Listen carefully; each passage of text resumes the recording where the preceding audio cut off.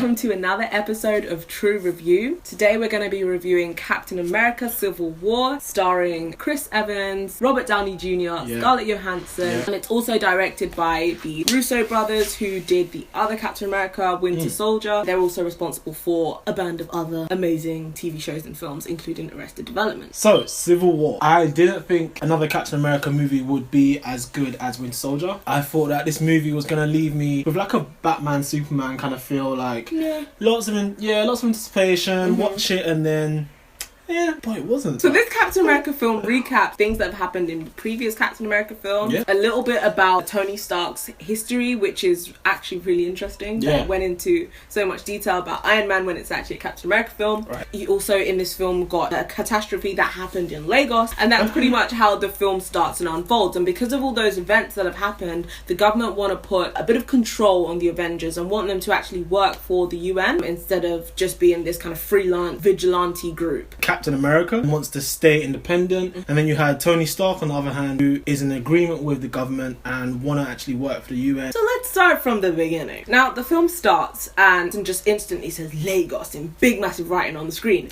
and I watched it with Aaron and my sister, and they were both like, oh yeah, sick. The camera starts zooming out and you see like Scarlett Johansen sipping tea at some cafe, and I was like, you guys are waste. It's Portugal. Lagos in Portugal, it's not in Nigeria. Then the camera zooms out further and it's Nigeria. Lagos. It's Nigeria. That's where we're from, by the way. Well, not really, but...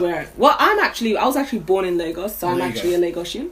A what? Lagosian. You made that up. Yeah, that's what people call themselves. Any other Lagosians, leave a comment below to prove that I'm not chatting shit. Then the camera continues to zoom out and follow them on this, action scene that they have in the beginning of the movie, and then I soon realised that they're all idiots because there were so many high-rises, and I was like, that is not even probably like more than 10 high-rises in that closer proximity in Lagos. Clearly they did not film the film in Lagos. They introduced the Black Panther character. He started speaking to his father, and they were speaking like Swahili. At least do a little bit of research, try and get things a bit accurate. There was a point in the film where they tried to show Nigeria on the map, and they showed a completely different country in Central Africa. I mean, it takes a complete retard to get something like that wrong, and it really pissed me off. And because that was all so early in the film, I really thought I wasn't going to like this movie at all. They managed to somehow turn it around. They did. A really fine balance between story and action. And there was a good 45 minutes in the beginning where you understood why Bucky in the movie, who's the Winter Soldier, why he is the way he is and why he does the things that he does.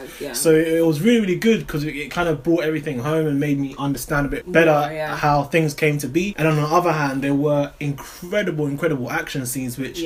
really kept me gripped watching the movie. Quite quickly they introduced the character of Black Panther, who's played by Chadwick Boseman. Like, I don't understand. There was really good scenes between Black Panther, Captain America and Winter Soldier. Another fight scene that I loved was the actual Civil War scene. It was really long, which we weren't expecting. You got to see each individual's character's different fighting styles. It was a bit like playing a video game and watching a video game. Like if any of you ever played like Super Smash Brothers, where there's loads of fights happening on the screen at one time. Black Widow's character seemed to just be button bashing the whole film. Everyone else was doing these super sick combos like X, Y, L1, L1, X, X, Y, B. And she was just there like fucking... That's what I used to do because I was so crap at video games. Agreed. Hey! You had the introduction of Spider-Man. When I saw they had announced the new Spider-Man...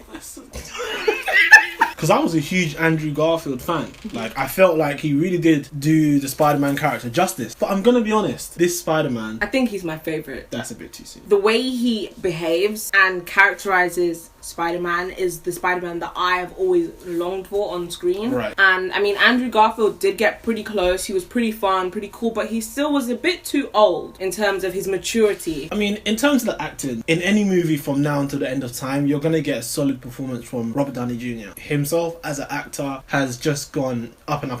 In terms of Chris Evans, I mean, he's not the best actor in the world. I think he's a good actor though. You're so wrapped up in the world of Captain America, and I think that is down to the actor. But it is better than Winter Soldier. The action is better. They spend some time wrapping up the story and making everything make sense and tying all the knots.